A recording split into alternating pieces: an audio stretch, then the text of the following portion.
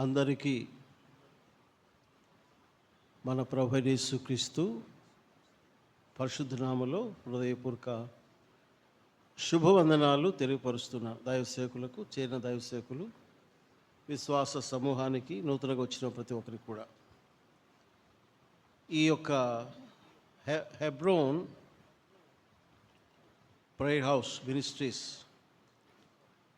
దాదాపు పుట్టుక నుంచి నేటి వరకు కూడా కళ్ళారా చూసిన వ్యక్తులలో నేను కూడా ఒకడిగా ఉన్నాను. అందుకు నేను దేవుని స్తుతిస్తున్నాను. ఈ పరిచర్యలో ఆయా సమయాల్లో దేవుడు నాకు ఇచ్చిన కృప కొలది. ఆర్థికంగా ఏం కాదండి, ప్రార్థన సహకారము, వాక్య పరిచర్యలో సహవాస సహకారం మాత్రమే నేను ఇవ్వగలుగుతూ వచ్చాను. నిజంగా ప్రారంభ దినాల్లో ఉన్నటువంటి ఆ చిన్న పాక అనే బదులు గుడిసెంటే బాగుంటుందేమో. చెప్పారు కదా, చేపలు తెచ్చేసుకొని పరిస్థితి. ఆ దినాల్లో చూసిన వారికి ఈ దృశ్యం కళ్ళోడు కనబడదు. నెవర్ ఊహించడానికి అందదు, నాకే అందడంలే కళ్ళారు చూస్తున్నప్పుడు. బట్ మన దేవుడు ఎవరంటే ఆశ్చర్యకారుడు. ఎవరు మన దేవుడు? ఆశ్చర్యకుడు. ఏం చేస్తాడు? ఆశ్చర్యక్రియలు చేస్తాడు. నిజంగా ఇది మన కనులకు ఆశ్చర్యమే. ఒక చిన్న ప్రారంభం నుంచి ఒకేసారి కాదు, ఇస్సాకును దేవుడు క్రమక్రమముగా వృద్ధి పొందించిన ఎలా రాయబడిందో వాక్యంలో, గ్రాడ్యువల్గా క్రమక్రమంగా దీని వృద్ధి నొందిస్తున్న దేవాదేవునికి మహిమ కలుగుగాక. ఆమేన్. అలాగే శాంతి కుమార్ యొక్క సేవా విధానం అంతా కూడా కొంచెంగా చాలా ప్రత్యేకంగా ఉంటుంది. చాలా విషయాలు ప్రత్యేకత చెప్పాలంటే అదంతే. ఈరోజు చెప్పిన మాట కూడా నాకు చాలా సంతోషం. ఎందుకంటే ఈ దినాల్లో సెల్ఫిష్ మోటివ్స్తో చేసే సేవకులు ఎక్కువగా ఉన్నారు. కానీ సెల్ఫ్లెస్గా నిస్వార్థంగా దేవుని పనిచేసి అప్పగించే వాళ్ళ సంఖ్య వేల మీద లెక్క పెట్టుకోవాలి. అవి చెప్పేదానికి నాకు ఈ సమయం కాదు, కానీ ఆయన నిస్వార్థంగా ఎక్కడ ఏ బ్రాంచ్ పెట్టినా, ఈ మందిరమైనా దేనికైనా కూడా అది సహకరించేటటువంటి వారి మీద మోపాడు. కాబట్టి అది ఆత్మికంగా చాలా అభినందించదగినటువంటి ఒక ప్రత్యేక విషయం. కాబట్టి దేవుడు 36 సంవత్సరాలు ఈ హెబ్రోన్ సహవాసాన్ని కాపాడాడు, భద్రపరిచాడు, బలపరిచాడు. నూతన సంవత్సరంలో మనం ఈ దినం అడుగుపెట్టాం కనుక మరి చెప్పాలంటే ఇటువంటి స్పెషల్ అకేషన్స్లో వచ్చి వాక్యం చెప్పేంత ఇదే నాకేం లేదు. ఉన్నవి చెప్తున్నా, పై మాట కాదు, నిజమైన మాట. కానీ శాంతి కుమార్ ఫోన్ చేస్తే ఎట్లా ఉంటుందంటే, ఇక దానికి ఇంకేదో ఒక బలమైన పరిచయం ఉంటే తప్ప నో అని చెప్పడానికి ఎలాంటి అవకాశం ఉండదు. అలాగే శాంతి వస్తాను అని చెప్పడం జరిగిపోతుంది అనేక సార్లు. సరే, మరి ఈ వాక్య సందేశము అందించడానికి ముందుగా ఇప్పుడు దాదాపు టైం 8:31 అయింది. మరి సమయం అడిగితే ఎంత చెప్తానో తెలియదు, అందుకని సమయం అడగలేదు. అట్లాగే నేనేమి మిమ్మల్ని కూర్చోబెట్టు.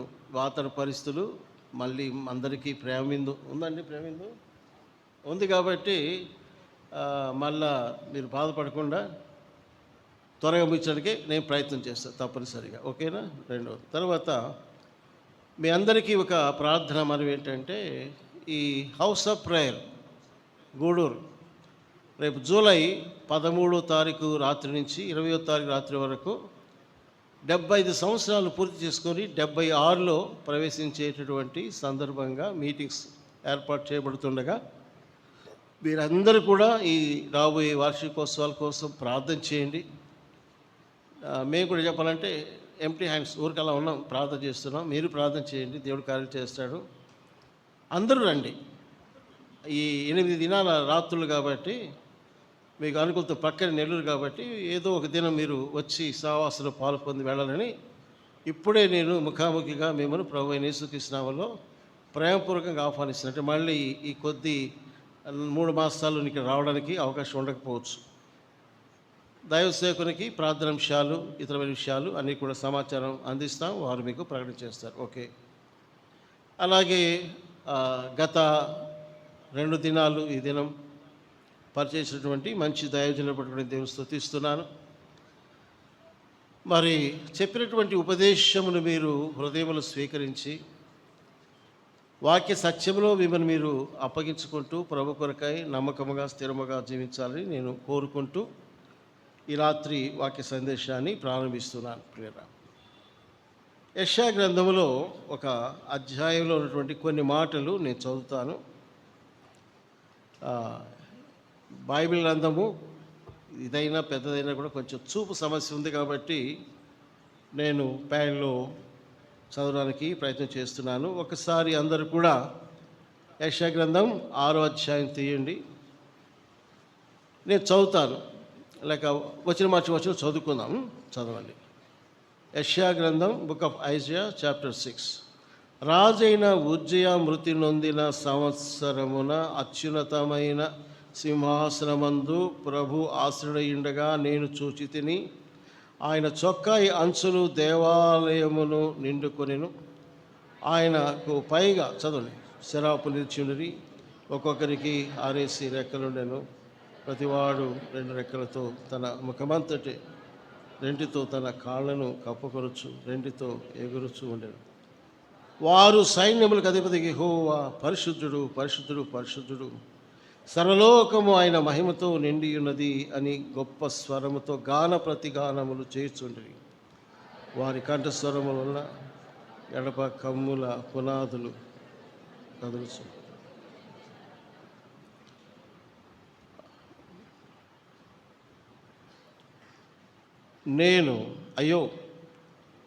నేను అపవిత్రుడు పెదవులు గలవాడను, అపవిత్రమైన పెదవులు గల జనుల మధ్యను నివసించువాడను. నేను నశించి తిని, రాజును సైన్యములకు అధిపతియగు యెహోవాను నేను కళ్ళారా చూచి తిని అనుకుంటుని.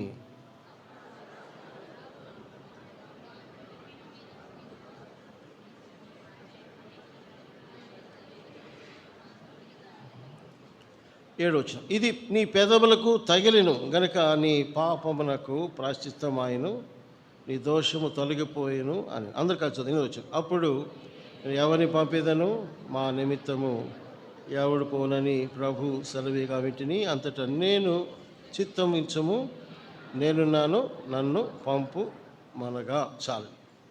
దేవుడు తన వాక్కులను మనందరి ఆత్మీయ క్షేమార్థమై సమృద్ధిగా దీవించును గాక. ఆమేన్. మంచిది. ఈ చెప్పబోయేటటువంటి వర్తమానమునకు ఒక టైటిల్ మనం పెట్టుకున్నట్లయితే ఇలా అనుకుంటున్నాను, విజన్. విజన్ అంటే ఏంటి? దర్శనం, విజన్. విజన్లో లాస్ట్ 2 లెటర్స్ ఓఎన్ ఉంది కదా, అలాగే హెబ్రోన్లో కూడా ఓఎన్ ఉంది, last 2 letters O N. So vision of Hebron church, not only Hebron church, vision of each and every believer, ప్రతి విశ్వాసి యొక్క దర్శనము ఎలా ఉండాలి? దర్శనం అనేది చాలా విశాలమైంది. నువ్వెంత చూడగలవో, ఎంత ఆశించి చూడగలవో అంత చూడడానికి అవకాశం ఉంది.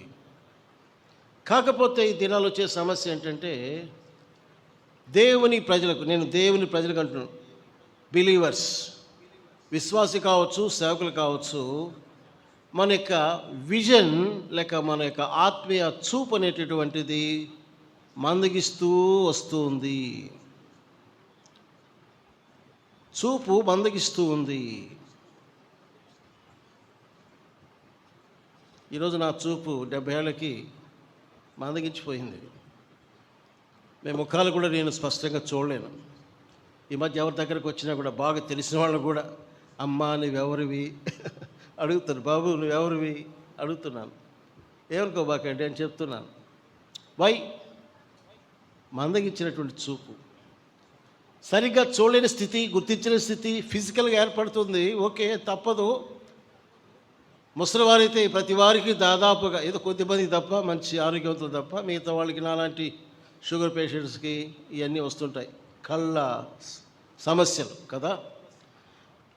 ప్రియులారా, మనం గమనించాలి, భౌతికంగా శారీరకంగా నీ యొక్క విజన్, నీ యొక్క దృష్టి డల్ అయితే నష్టమేం కాదు, పెద్ద నష్టమేం కాదు, ఏదో అడ్జస్ట్ అయిపోవచ్చు.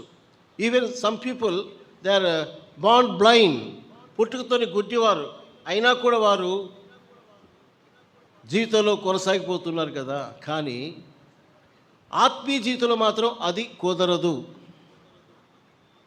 నీ స్పిరిచువల్ లైఫ్లో as a believer or as a God servant or as a church elder leader, ఈ చూపు విజన్ మందగిస్తే చాలా డ్యామేజ్ జరుగుతుందండి, చాలా డ్యామేజ్. ఈ దినాల్లో అనేక సంఘాల్లో దేవుని మహిమ లేకపోవడం గల కారణం, వృద్ధి లేకపోవడం గల కారణం ఏంటంటే they have lost their heavenly vision, their spiritual vision. పరలోకపు దర్శనాన్ని, సేవా దర్శనాన్ని కోల్పోయేవారుగా కనబడుతూ ఉన్నారు. కొంతమందికి అసలు విజన్ అంటేనే అర్థం కాదు.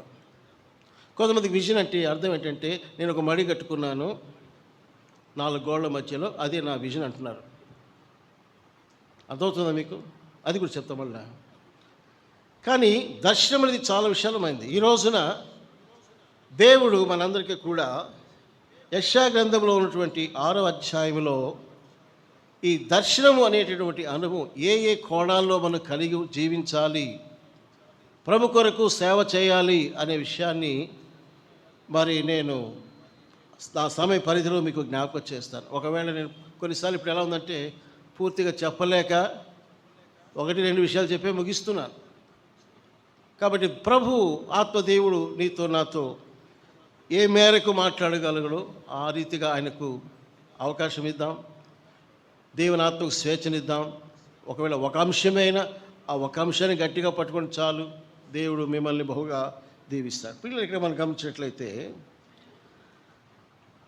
ఇక్కడ మనం యెషయా 6వ అధ్యాయంలో రాయబడినటువంటి మొదటి మాట ఏమిటి అని అంటే, రాజైన ఉజ్జియా మృతి నొందిన సంవత్సరమున.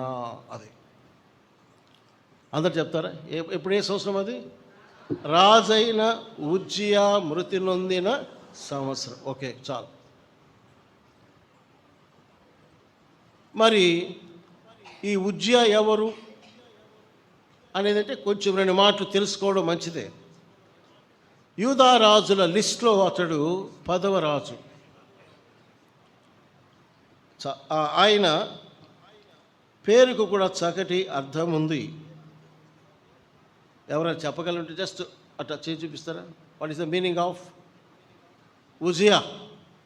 ఓకే, ఉజ్జియా అంటే చక్కని ఒక అర్థం ఉంది. ఏంటంటే మై స్ట్రెంగ్త్ ఈజ్ యావే, దేవుడే నాకు బలము అని అర్థం. ఎవరు బలము? దేవుడే నాకు బలం. ఓకే, ఇతని యొక్క జీవితం చూస్తే ఇతడు 16 సంవత్సరాల వయస్సులో సింహాసనం మీదకి వచ్చాడు. దాదాపుగా అతడు 52 సంవత్సరాలు పరిపాలన చేశాడు. మంచి పేరు ప్రఖ్యాతులు సంపాదించినటువంటి ఒక రాజుగా మనం చూస్తాం. ఎందుకంటే దేవుడు అతన్ని అంతగా ఆశీర్వదించాడు మంచిగా. కానీ అంటే అంటుంటారు, కానీ అంతా చెప్పి కానీ అంటే ఏదో గూని ఉంది. మన జీవితాలన్నీ అట్టే ఉంటాయి దాదాపుగా. రవణ మంచోడే, అలాగే ఇలాగే కానీ అది చెప్పక్క అది అంటారు. ముందు చెప్పింది అంటారు, కానీ అంటారే మళ్ళీ ఇంట్రెస్ట్ వచ్చేస్తుంది. చెప్పు చెప్పు చెప్పు చెప్పు చెప్పు ముందే చెప్పి నాకు చెప్పరు. మళ్ళా కానీ అంటేనే అబ్బా ఏమి ఇంట్రెస్టో, ఏం చెవులు రెక్కిస్తారో. అన్నం తిని ఆకలి కూడా మర్చిపోతుంటారు చాలామంది, చాలా ఇంట్రెస్ట్. సరే, ఇక్కడ ఉజ్జయానికి వచ్చినటువంటి అనేక మంచి సంగతులు ఉన్నాయి. కానీ అతని యొక్క జీవితంలో మరి ముగింపు కాలంలో ఒక నష్టాన్ని సంపాదించుకున్నాడు. ఏం సంపాదించుకున్నాడంటే ఎవరు ఇష్టపడరు. ఒక రోగం వచ్చింది. ఏ రోగం అది? ఇది కుష్ఠవ్యాధి. ఎందుకు వచ్చిందో పిల్లలు గమనించండి. దేవుడే నా బలం, మై స్ట్రెంగ్త్ ఈజ్ యావే అన్న పేరుతున్నటువంటి ఈ వ్యక్తి క్రమక్రమ జీవితంలో దీవించబడినప్పటికీ అతడు మారిపోయాడు. ఎందుకు మారాడు? ఈరోజు సంఘంలో కూడా చూడండి, నేను దేవుడి మాట మీద చెప్తాను అంతే. ఇందాక దయ చెప్పాడు, అన్న ఏ చెప్తే అది చెప్పడం. మిమ్మల్ని తిట్టినా కొట్టినా మెచ్చుకున్నా దేవుడి మాటలే చెప్పాలి, కానీ మీ పొగడ్తల కోసం లేకపోతే శాంతాన్ని చెప్పిన ఇది చెప్పి ఏముండదు. గాడ్ స్పీక్స్ అంతే, దేవుడు మాట్లాడాలి. సంఘాల్లో వచ్చే సమస్య ఏంటంటే మొదట బాగుంటారండి. ఎవరు? విశ్వాసులైన, సంఘ నాయకులైన, ఈవెన్ నాలాంటి దైవ సేవకులైన, మాకు కూడా మినహాయింపు లేదు. ఏమవుతుందంటే ఒక టైం వచ్చేసరికి చేంజ్ వస్తుంది. చేంజ్ అంటే పాజిటివ్గా అయితే బాగుండు, నెగిటివ్గా వస్తుంది. అంటే ఆత్మీకంగా ఒక మార్పు అనేటటువంటిది కలుగుతుంది. నేను కొంతమంది చూస్తున్నాను, వారు ఒక స్థాయికి వచ్చిన తర్వాత వారు అంతకుముందు ప్రైజ్లో రవణ అనేటటువంటి వ్యక్తులు ఇప్పుడు ఏమన్నా బాగున్నారా ఇట్టే అంటే ఏంటి అర్థము? నేను ఎవరో నీకు తెలుసా? ఒకప్పటి వ్యక్తిని కాదు సుమా. Now my status changed, I became a big shot. అలాగ ఉన్నారండి. ఎందుకు ఈ మాట మీరు చెప్తారంటే, నేను చాలామంది దైవ సేవకుల సమావేశాల్లో పరిచయాలు కలిగి మాట్లాడుతూ ఉంటాను. వాళ్ళ హిస్టరీ, వాళ్ళు ఏ స్థితిలోంచి ఏ స్థితిలో ఈరోజు వచ్చారు, ఆ రోజు ఎలా ఉన్నారు, ఈరోజు ఎలా ఉన్నారు, కమాన్ అని చూస్తే ఆత్మికంగా డౌన్ఫాల్ కలుగుతుంది. ఇప్పుడు ఉజ్జయాలో అటువంటి డౌన్ఫాల్, పతనము, మార్పు ఏమిటంటే ఇక్కడ మీరు చూడాలి.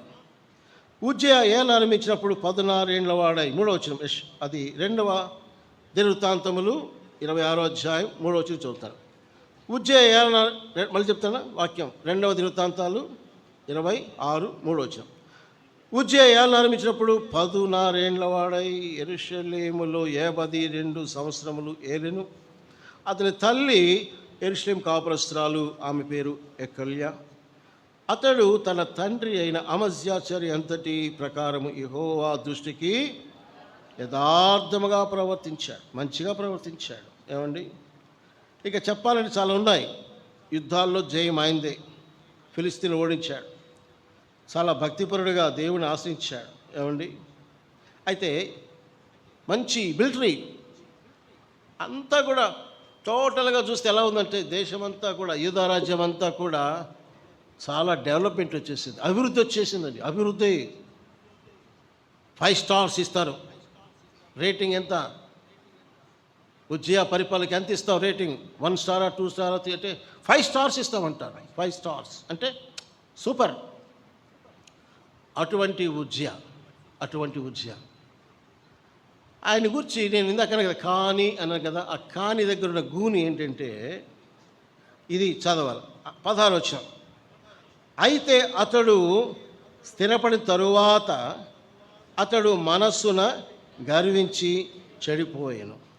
చాలు చూడండి, స్థిరపడిన తరువాత, అది మాట మీరు గమనించాలి.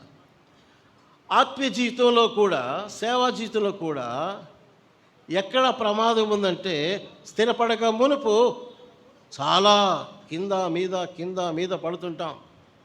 ఒక స్థితి వచ్చిన తర్వాత, స్థిరపడిన తర్వాత నేను అంటాను, అక్కడే మనం చాలా జాగ్రత్త తీసుకోవాలి. హెబ్రోను సంఘమే కాదు, ఏ వృద్ధిలోకి వచ్చిన సంఘమైనా, దైవ సేవకులైనా, విశ్వాసులైనా, సంఘ నాయకులైనా సరే, you should be very very very very very careful, జాగ్రత్తగా ఉండాలి. ఎందుకంటే స్థిరపడిన తర్వాత ఉజ్జయాకు వచ్చినటువంటి స్వభావం ఏంటంటే, మనస్సున గర్వించి, ఏమైపోయింట గర్వం ఎక్కడి స్టార్ట్ అవుద్ది? మనస్సులో. పైకి చెప్పరండి, లోపలే నెబుకద్నెజరు కూడా అంతా చూసి వండర్ఫుల్ సిటీస్ నేను కదా కట్టింది అనుకున్నాడు. అంతే, గడ్డి వినిపించాడు దేవుడు. దేవుని స్వభావం అంతే, మనిషి స్వభావం కూడా అంతే. పిల్లల మనం గమనించిన సత్యం ఏంటంటే, నువ్వు ఎంత ఎత్తుకైనావో, ఎన్ని కోట్ల ఆస్తులు సంపాదించుకో, but you should be humble in the presence of God. దేవుని ప్రజలమైన మనము ఎప్పుడు కూడా దీనులమై ఉండడమే నేర్చుకోవాలి. మన యేసయ్య అంటున్నాడు, రాజులకు రాజు, ప్రభులకు ప్రభు, నేను సాత్వికుడను, దీన మనసు గలవాడు. ఇప్పుడు చెప్పంటారు, ఈ దినాల్లో కరువు దేనికంటే ఆత్మీయ లక్షణాలు. ప్రేమకు కరువు, సాత్వికం, దీనత్వానికి కరువు, ఎన్ని రకరకాల కరువులు వచ్చేసాయి. ఇప్పుడు వాక్యమేమో భలే వాక్యం అండి, స్పెషల్ స్పీకర్ సార్, మాకు ఇతర రాష్ట్రాల నుంచి వస్తారు, ఇతర దేశాల నుంచి కూడా వస్తారండి, మాకు మంచిదే, వినాలి వాక్యం. అయినా కూడా మన జీవితాల్లో దేవుడు తన అగ్ని వంటి నేత్రాలతో పరీక్ష చేసినప్పుడు ఎక్కడైనా నీలో అహం కనబడుతుందా, నేను అనే స్వభావం కనబడుతుందా, గర్వము కనబడుతుందా? వచ్చిందంటే ఇంకంతే, డౌన్ఫాల్ ప్రారంభమవుతాయి. లూసిఫర్ అపవాది యొక్క పతనానికి కూడా ఏంటి కారణం? మనస్సున్నవాడు దేవుని సింహాసనం కంటే నేను ఇంకా పైకి పోవాలని అనుకున్నాడు. ఉన్న చాలదని ఇక చాలదు. అరే, ఆ డెవిల్ మైండ్ ఎక్కడొచ్చింది? ఇప్పుడు మనలో మనుషులు వచ్చేసింది. ఆదాము అవ్వలో ప్రవేశపెట్టాడు, సంఘాల్లో ప్రవేశపెట్టాడు. అరే బాబు, నీకున్న స్థితిలో స్థానంలో నమ్మకంగా బ్రతుకురా, అమ్మ తల్లి నమ్మకంగా జీవించరా నాయన అంటే, ఎందుకు ఉండాలి సార్, నా సీనియారిటీ ఎంతో తెలుసా మీకు? ఈ 36 ఏళ్ళు నా సీనియారిటీ 30 ఏళ్ళు ఉందే. దబాయింపు. అమ్మా అయ్యా, ఎవరైనా సరే స్థానం ఎవరు ఇవ్వాలి? ఇక్కడ దేవుడు ఇవ్వాలి.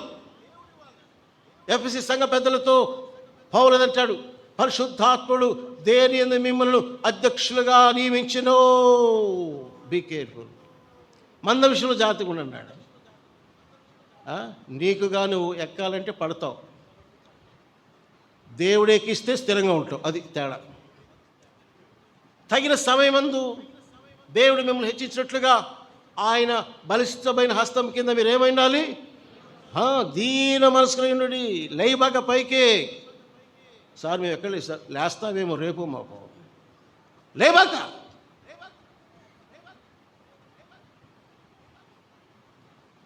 నేర్చుకోండి.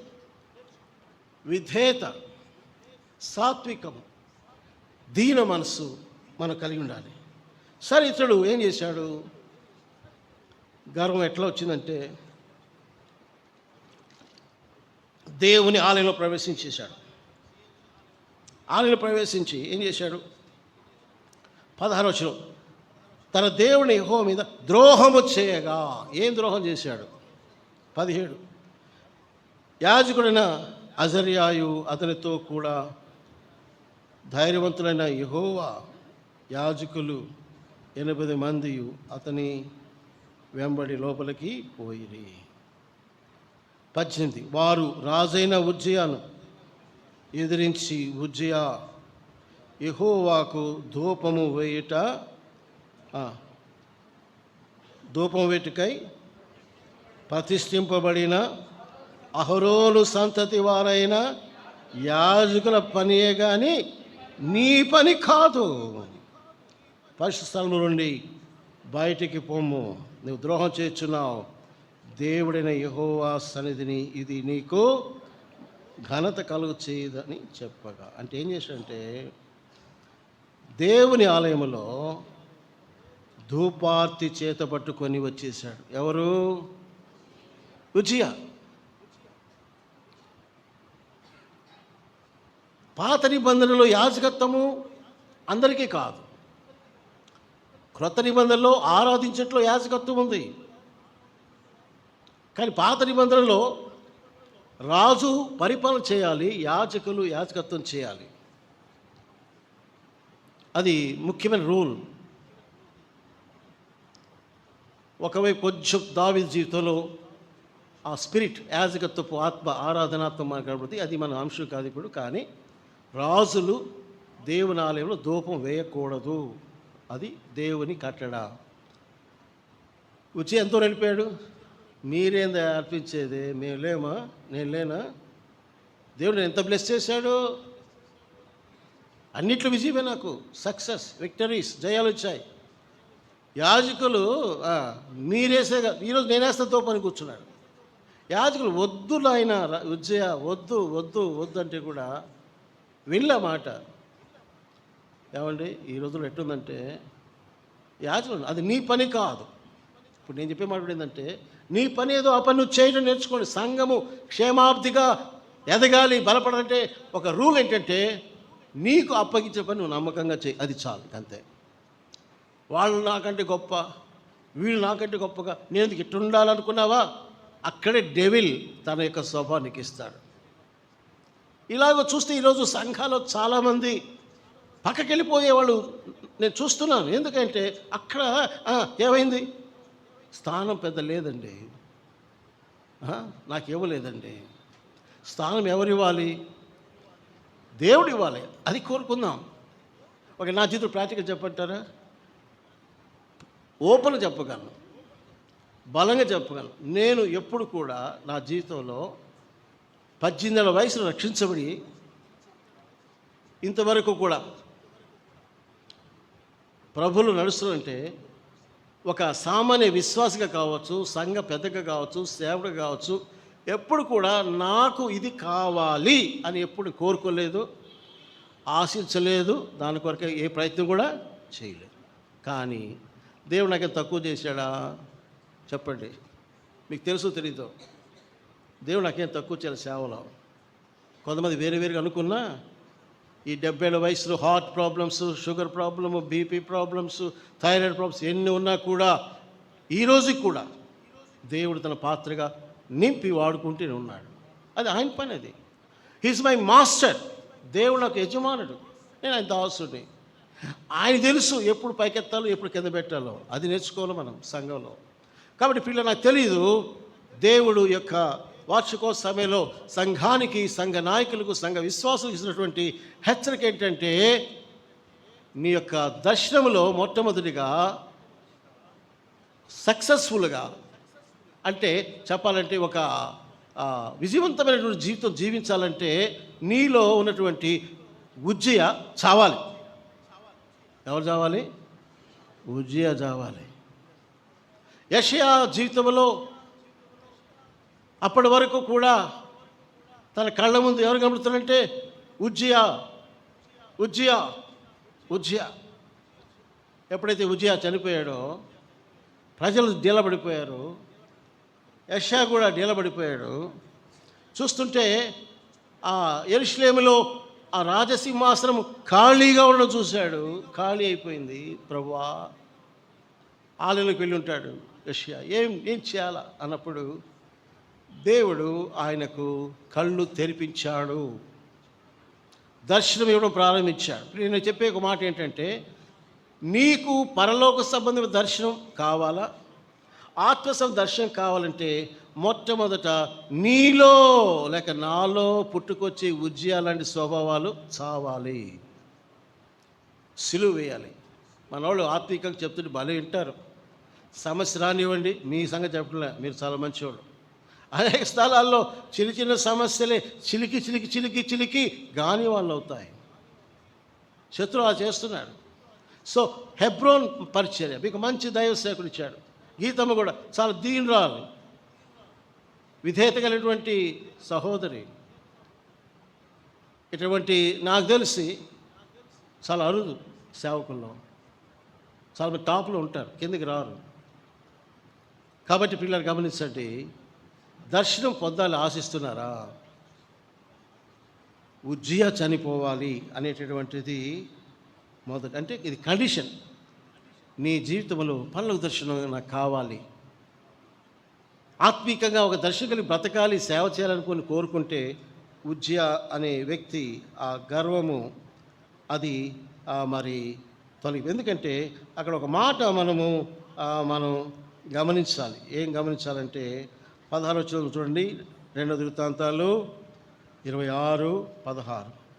అయితే అతడు స్థిరపడిన తరువాత,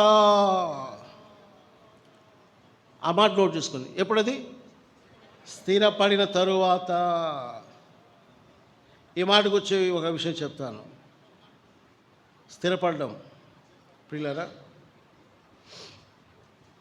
ఇక్కడ 2వ తెస్సలోనిక పత్రిక తీయండి కొంచెం. ఒకవేళ 1-2 నిమిషాలు దానిలో ముగిస్తా, మీరే కంగారు పడబోకండి, టైం ప్రకారం ముగిస్తాం. 2వ తెస్సలోనిక పత్రిక 3వ అధ్యాయంలో 3వ వచనం అందరూ చదువుతారా? అయితే ప్రభు నమ్మదగిన వాడు, ఆయన మిమ్మల్ని స్థిరపరచి,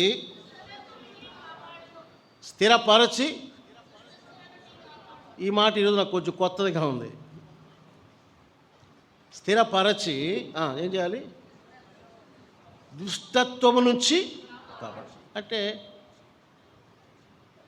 కొంతమందికి దుష్టత్వం నుంచి కాపుదల ఇచ్చే దేవుడిగా కనబడచ్చు. కానీ నాకంటే ఈరోజు కొత్తగా నాకు కనబడుతుంది ఏంటంటే, ఈరోజే మిమ్మల్ని స్థిరపరిచి, స్థిరపడిన తర్వాత వచ్చే దుష్టత్వం ఉంటుంది చూసారా? ఇది ఏంది ఆ దుష్టత్వము? చెప్పండి. సెల్ఫ్, స్వార్థము, గర్వము, అహం, ఇదే దుష్టత్వం. దుష్టత్వం అంటే ఏదో వ్యభిచారము, తాగుడు ఇవి కాదండి. అవి ఉన్నాయి, లేదని కాదు. దేవుడికి చాలా అసహ్యమైనది ఏంటంటే గర్వ హృదయము. అది డెవిల్ సంబంధించింది. అది పడిపోటుకు ముందు అహంకారం నడుచును రాయబడింది వాక్యంలో. కాబట్టి పిల్లరా, పౌలు గారు అంటున్నారు, ప్రభు నమ్మదగిన వాడు, ప్రభు మిమ్మల్ని స్థిరపరచి ఏం చేస్తాడు? దుస్తుడిని కాపాడు. మీకు ఎబ్బేజ్ ప్రార్థన తెలుసు కదండి. ఎబ్బేజ్ ఏమని ప్రార్థన చేస్తాడు? 1, నిశ్చయముగా దేవా నన్ను ఆశ్రదించుము. 2వ పాయింట్ ఏంది? సరిహద్దులు విశాలపరచుము. 3వది ఏంటి? ఏమా? నీ హస్తం చెయ్యి తోడుగా ఉంచుము. 4వది ఏంటి? కీడు కలగకుండా కాపాడు. లాస్ట్లో ఏమిటాడంటే కీడు అంటాడు. అదే అది చెప్పేది. ఎబ్బేజ్ ప్రార్థన ఎంత దైవికంగా ఉందంటే, నన్ను బ్లెస్ చేయి. Yes, Hebron prayer house blessed ministry, hallelujah చెప్పుకోవాలి, దేవుని స్తోత్రం చెప్పాలి. సరిహద్దులు విశాలపరిచాడు, మందిరం విశాలపరిచాడు, బ్రాంచెస్ విశాలపరిచాడు, గాస్పల్ సువార్త పత్రిక విశాలపరిచాడు.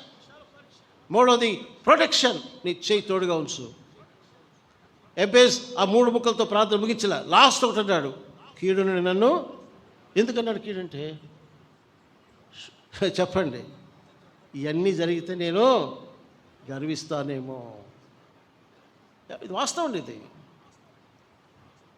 100% వాస్తవం. నీకు పైకి రాకపోయినా లోపల గుచ్చుతాడు అపవాది. నువ్వు హీరో, నువ్వు హీరోయిన్, నువ్వు చిన్నోడు కాదు, నువ్వు చిన్నోడు కాదు, అట్లా ఇట్లా.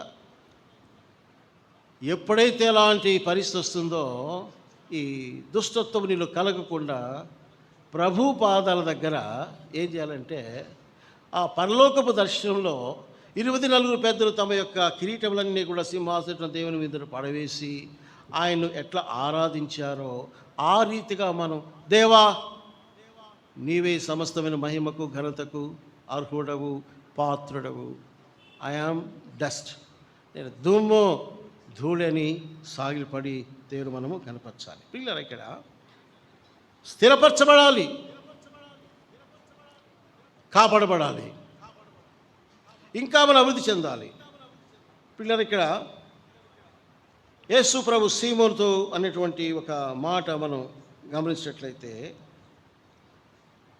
అది ఇట్లా అంటాడు. ఏమంటాడు? సీమోను సీమోను, సాతాను మిమ్మల్ని పట్టి గోధుమ వల్లే జల్లించుటకు మేము కోరిను, కానీ నీ నమ్మిక తప్పిపోయినట్లు నేను నీ కొరకు వేడుకొంటినంటాడు అని ఇక్కడ ఒక మాట వాడాడు. నీ మనసు తిరిగిన తరువాత నీ సహోదరులను స్థిరపరచుము. చెప్పాలంటే సీమోను, ఇసుక, పీటర్, పెట్రో, రాయ్, నువ్వు బండగా ఉండాలి. నీలో ఉన్న ఇసుక స్వభావాలని పోవాలా, గాలి కొట్టుకుపోయే తత్వాలు పోవాలా. దేవుడు సంఘంలో కోరేది అదండి, బి ఏ స్ట్రాంగ్ పర్సన్.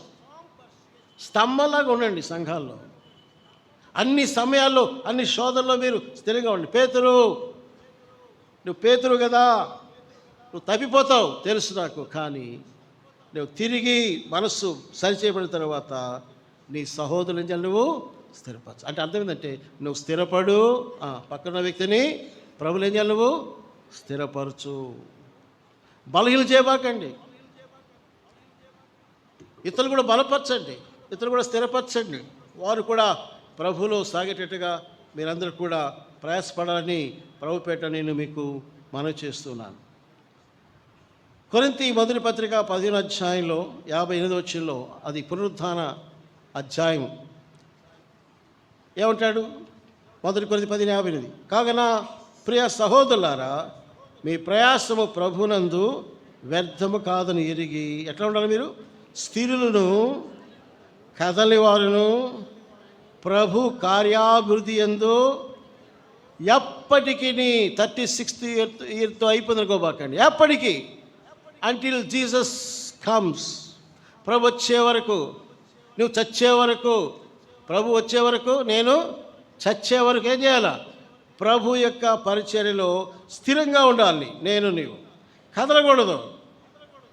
ఈరోజంతా చూస్తే సేవకుడు కాబట్టి నేను కొంచెం చూస్తూ ఉంటాను, మంచిగా మేలు పొందుతారు.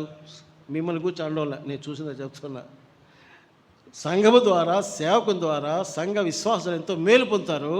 వాళ్ళు కొంచెం ఉద్యోగాలకు డెవలప్ అవుతారు. అయిన తర్వాత అబ్బో మారిపోతారండి, అయిపోతారు. మంది రాకుండా ఎందుకు అయిపోతారంటే, నేను చెప్పింది అబద్ధం కాదు, ప్రాక్టికల్గా జరుగుతున్న విషయాలు ఇవే. ఆ దీనవలస పోయింది, ఆ హ్యూమినిటీ పోయింది, గర్వం వచ్చేసింది. ఆఖరి ఏమిటంటే, నీ మందిరం అయితే 10 మందిరం పోవాయా అంతే. మరి చుట్టుపక్కల అన్ని మందిరాలే కదా. నేను పోతే అక్కడ మైక్ నాకు ఇచ్చేస్తానండి ఫస్ట్. నేను ఎవరో తెలియకపోయినా, అక్క రా, బాబు రా, ఇదిగో బైక్ పాడు, వాక్యం చెప్పు. ఇది ఈ రోజులో ఒక టెక్నిక్. ఇది శాంతిని ఇప్పుడు మాకు ఇయ్యడు, ఎప్పుడు ఇవ్వాలి అని తెలుసు. దేవుడు ప్రేరేపిస్తే ఇస్తాడు, మైక్ ఇస్తాడు, అన్నీ ఇస్తాడు. అప్పటిదాకా బీ హంబుల్, బలిష్టమైన దేవుని చేతి కింద ఏముండాలి? మీ హ్యాండ్ బిల్లో కూడా యెహోవా చేయి అని రాయబడి, చేయి భూషణ కిరీటంగా ఉండాలంటే first of all you should learn to be humble under the hand of God. దేవుని హస్తము కింద ఏముండాలి చెప్పండి? దీన మనసు ఉండాలి. అట్లా కొంతమంది ఏమండి ఎంతో మేలు పొందినటువంటి వాళ్ళే మనకు గాయాలు చేసేవాళ్ళు ఉన్నారు. మందిరం విడిచిపెట్టి పక్కపోతే పోయారు, మళ్ళా నిందలు మోపుతారు. అక్కడ ఇట్లండంట, ఇట్లయింది, అట్లయింది, ఇట్లయిందని ఇంకొక 4 మాసాలు చెడగొడుతుంటారు. బుద్ధి లేని పనులు చేస్తారు. ఈరోజు జరుగుతున్న పని అదే, శత్రువు చేసిన కార్యం. సో ప్రభులలో హెబ్రోన్ విశ్వాసులారా, సంఘ నాయకులారా, ప్రభు చెప్పిన మాట ఏంటంటే, మీరు స్థిరంగా ఉండండి, ఇతరులు స్థిరపరచండి. ప్రభు యొక్క పరిచర్యలో మరి అది వ్యర్థం కాదు, జరిగి స్థిరంగా ఉండండి, కథని వారుగా ఉండండి. ప్రభు కార్యాభివృద్ధి యందు ఎప్పటికీ కూడా మీరు ఏమైండాలి? ఆసక్తులై ఉండాలి. ఆసక్తి ఏంటది? జీల్, ఆసక్తి. ఈ రోజుల్లో సంఘములో ఉన్నటువంటి ఒక కొదువు ఏంటంటే, ఆసక్తి తగ్గుతూ వస్తుంది. ఇప్పుడు వయసు పెద్ద అయిపోయిన వాళ్ళంటే కొన్నిసార్లు అప్పట్లాగా పరుగులు తీయలేగా మేము. అయినా కూడా పౌలు అంటాడు, ఆసక్తి విషయమై మాంజులు కాక ఆత్మయందు తీవ్రత గలవారై ప్రభువును సేవించండి. ఆసక్తి ఎట్లంటే ఫుల్ హీట్లో ఉండాలి, వేడిగా ఉండాలి ఆసక్తి. బాగా చెప్తున్నాను. నీ ఆసక్తి ఎట్లుండాలంటే ఫుల్ బాయిల్ అయిపోయిన వాటర్ ఎట్లుంటుంది, కొత్త కొత్త ఉడుతాం చూసారా. ఒక రైలు ఇంజన్ కావాలంటే ఆ దినాల్లో స్టీమ్ ఇంజన్స్, ఆ నీళ్లు ట్యాంకులో పోసి కింద బొగ్గులేసి వాళ్ళు ఎత్తి కొడతా ఉంటారు ఫైర్మెన్. ఈ యొక్క నిప్పులు వేసి ఆ నీళ్లు ఉడికి పొల్లి తెల్లి పవర్ వస్తుంది, వేగంగా పోతుంది. ఈరోజు సంఘము ముందుకు పోవాలంటే ఆసక్తి. కానీ ఈరోజు ఏమవుతుందో చెప్పంటారా? మీ సంగతి కాదు, లోకల్ జరుగుతున్న పరిస్థితి. ఆసక్తి ఇప్పుడు డైవర్షన్ అయిపోతుంది. దేని యందు ఆసక్తి చూపిస్తున్నారు ఎక్కువగా? లోక సంబంధ విషయాల మీద ఆసక్తి పెరిగిపోయిందండి. లోక స్నేహాల ఆసక్తి పెరిగిపోయింది. లోక ఫ్యాషన్స్ మీద ఆసక్తి పెరిగిపోయింది. లోక సంపాదన మీద ఆసక్తి పెరిగిపోయింది. సో ఆత్మ సభ దర్శనానికి వాళ్ళు దూరం అయిపోతూ ఉన్నారు పిల్లరా. కాబట్టి నీ ఆసక్తి ఎటుడాలంటే మండుతూ ఉండాలి. ఫీనిహాసు వంటి ఆసక్తి నీలో మండాలి. చాలామంది ఇప్పటికే కూల్ డౌన్ అయిపోయారు. ప్రార్థన ఇప్పుడు కాదులే, బైబిల్ క్లాస్ కానీ మిమ్మల్ని గురించి మంచి సాక్షి ఉన్నానండి. బ్రదర్ చెప్పలే. చాలామంది ఉద్యోగస్తులన్నా నాకు చెప్పింది, బైబిల్ క్లాస్ వాళ్ళు జాబ్స్ నుంచి నేరుగా వచ్చి బైబిల్ క్లాస్ చూసుకుని పోతున్నారు. ఐ అప్రిషియేట్ యూ, అభినందిస్తున్నాను. ఆసక్తి ఆగిపోకూడదు, ఇంకా పెరగాలి. కాబట్టి ఆసక్తి విషయంలో మాంద్యులు కావాలి. ఇది చెబుతూ నేను కనీసం ఒక మాట అయినా అదనంగా పలకరింపుగా చెప్పి నేను ముగిస్తాను. ఒక 5 నిమిషాలు 7 నిమిషాలు టైం అయిపోతుంది. కాబట్టి ఈరోజు ఏం చెప్తున్నా, మొదటి పాయింట్లోనే నీ జీవితంలో పరలోక దర్శనం ఎందుకు లేదు?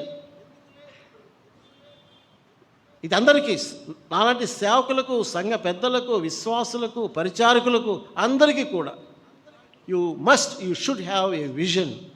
పరలోక దర్శనము, ఆత్మశబ్ద సేవ దర్శనం నువ్వు కలిగి ఉండాలి. కానీ ఎందుకు దర్శనం కోల్పోయామంటే మనలో మొలకెత్తినటువంటి స్వభావం. ఎవరి స్వభావం అది? ఉజ్జియా స్వభావం. ఎప్పుడైతే ఉజ్జియా చస్తాడో అప్పుడు యెషయా దర్శనంలో ఎవరు చూశాడు అని అంటే, ఆయన దేవాది దేవుణ్ణి ఎలా చూశాడు? ఒక రాజుగా చూశాడు కదా, రాజుగా చూశాడు. ఆ మాట మీరు ఒకసారి చదువుతారా? రాజుగా చూసినటువంటి ఆ మాట ఏమంటాడు అక్కడ? ఉజ్జియా రాజు అయిపోయాడు, ఏమంటాడు? 5వ వచనం, నేను అపిత్రమైన పెదవులు గలవాడను, అపిత్రమైన పెదవులు గల జనుల మధ్య నివసించేవాడను, నేను నశించి ఇతను చెప్పిన తర్వాత ఏమంటాడు? రాజును సైన్యములకు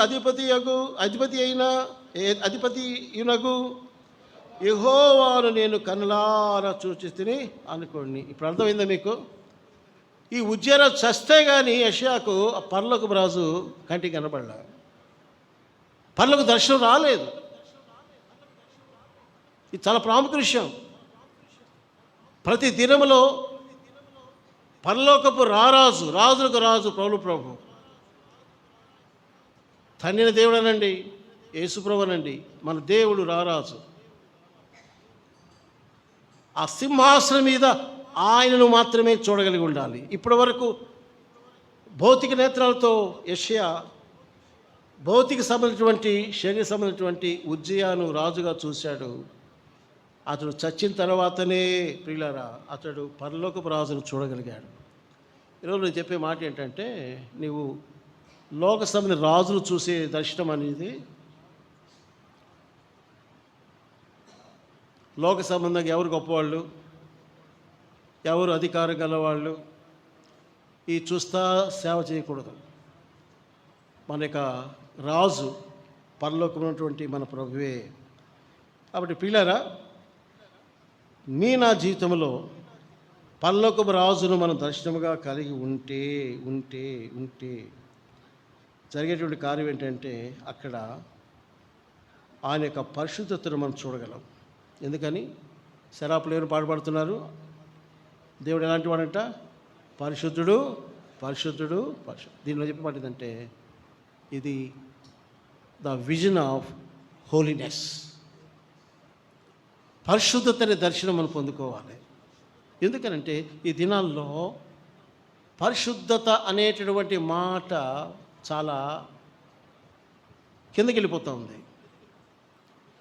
ముఖ్యంగా ప్రజెంట్ జనరేషన్, ప్రస్తుత కాలపు తరంలో మనం చూసినట్లయితే ఎక్కడ చూసినా కూడా, ఈవెన్ మన ఫ్యామిలీస్లో కూడా ఎక్కడో చోట ఈ కనబడుతుంటున్నాయి, సిటీ లైఫ్లో కనబడుతున్నాయి. ఎలా ఉన్నారు అంటే పరిశుద్ధత అనేది గ్రహింపే లేదు.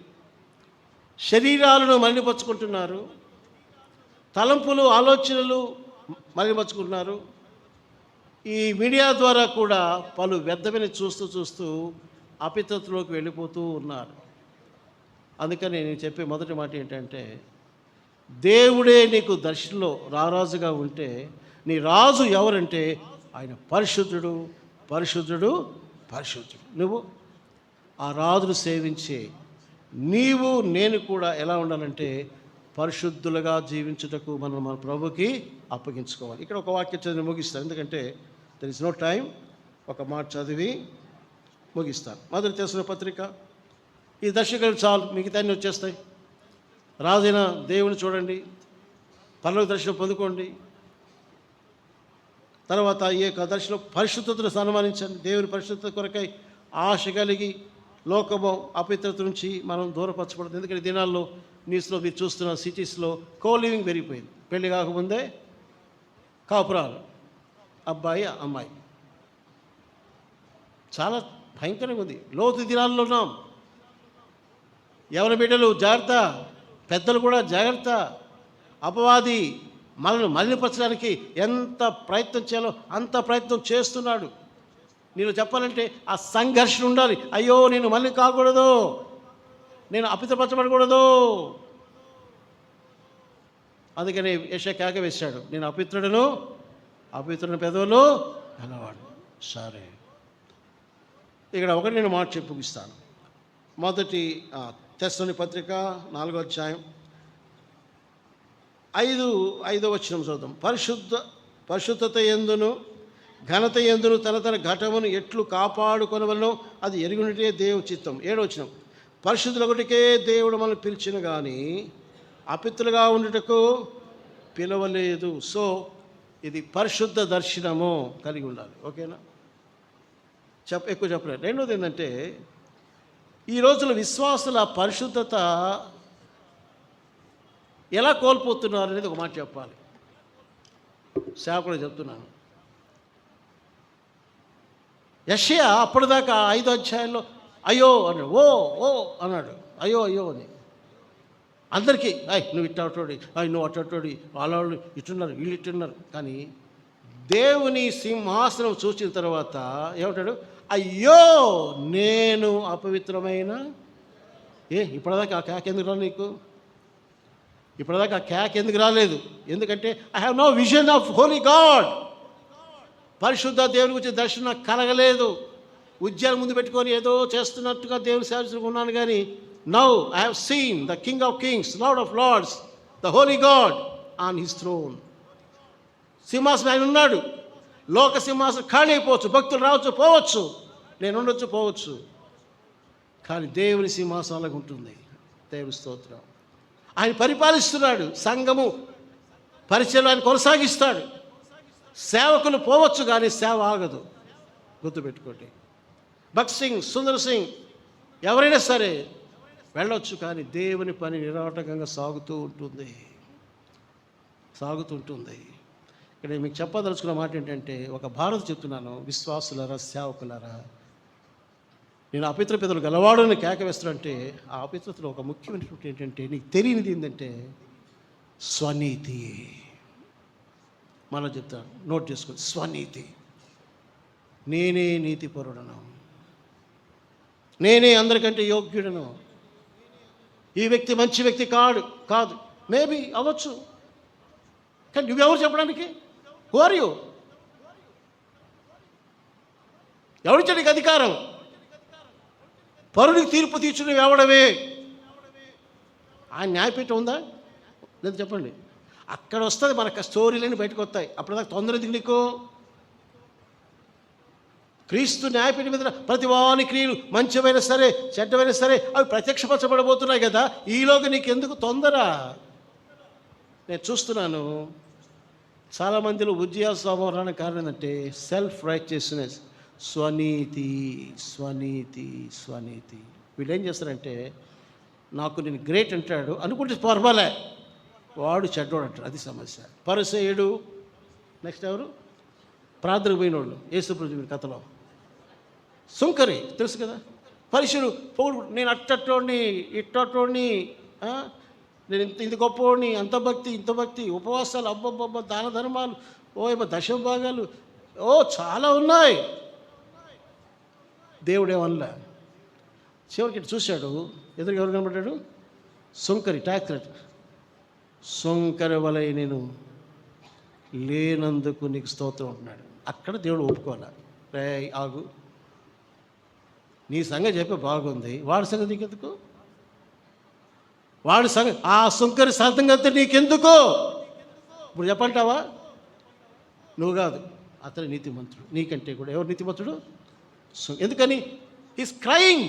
ఎవరి? దేవా, పాపిని నన్ను కరుణించు. అది విరిగినల్లి మనసు కావాలి. ఫోజింగ్ ఇచ్చే భక్తులు వద్దు. నేను చాలా భీకరమైన వ్యక్తిని, విశ్వాసిని, నాయకుడిని, ప్రీచర్ని, సింగర్ని, విరగదీసుకోవద్దు. నేను ఆ పితృపితరుకున్నవాడిని, శంకరుడు, నేను పాపినయ్యా. అది దేవుడికి ఇష్టం, తగ్గింపు ఇష్టం. కాబట్టి పిల్లారా, ఎందుకు నీలో దర్శనంలో ఏదో కారణం చెప్పాను. నువ్వు కలిగి వస్తున్న దర్శనంలో ప్రాముఖ్యమైనటువంటి ఒకటి మీకు పరిచయం చేశాను. అదేంటంటే, be holy as I'm holy. నేను పరిశుద్ధుడినట్లుగా మీరును ఏముండాలి? ఇది దేవుని ఆజ్ఞ.